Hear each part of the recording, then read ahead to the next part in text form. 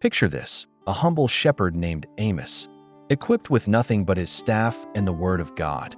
Think of him as a level 1 character in the greatest RPG ever written. But don't be fooled by his simple origins.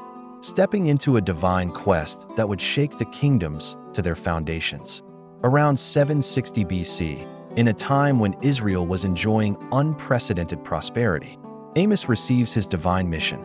Like receiving a critical main quest notification, God calls him to leave his flocks and journey north to deliver some seriously uncomfortable messages. The wealthy citizens of Israel had essentially become like high-level players who'd forgotten the tutorial.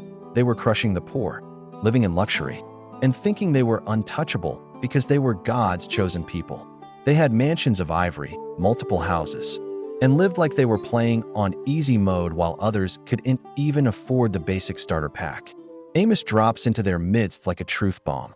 He starts by calling out Israel's neighbors, Damascus, Gaza, Tyre, building up his message like a skilled player building combo attacks. But then comes the twist. He turns to Israel itself. For 3 transgressions of Israel, and for 4, I will not revoke the punishment. The prophet describes 5 visions he receives, each more intense than the last, like escalating boss battles. There's the locust swarm, the judgment by fire, the plumb line showing Israel's crookedness, the basket of summer fruit representing Israel's ripeness for judgment, and finally, the Lord himself standing by the altar, declaring the final verdict.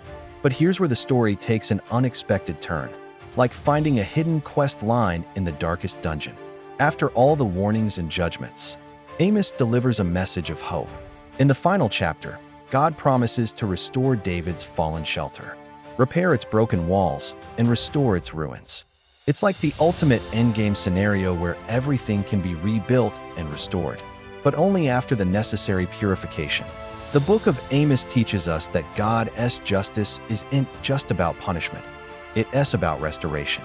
Like any good game, there are consequences for actions, but there's also always a path to redemption. The message remains incredibly relevant today. We see an claim to follow God while ignoring justice and mercy. Amos reminds us that true worship isn't about going through the motions or reaching certain achievement levels. It's about living righteously and caring for others.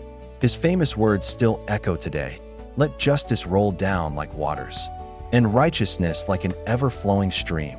This shepherd-turned-prophet shows us that God can use anyone, regardless of their starting stats, to deliver his message. The question is, are we ready to hear it? And more importantly, are we ready to act on it? Remember, in God's kingdom, the game isn't about accumulating wealth or power. It's about pursuing justice, showing mercy, and walking humbly with our God. That's the true victory condition, the real end game that Amos wants us to understand.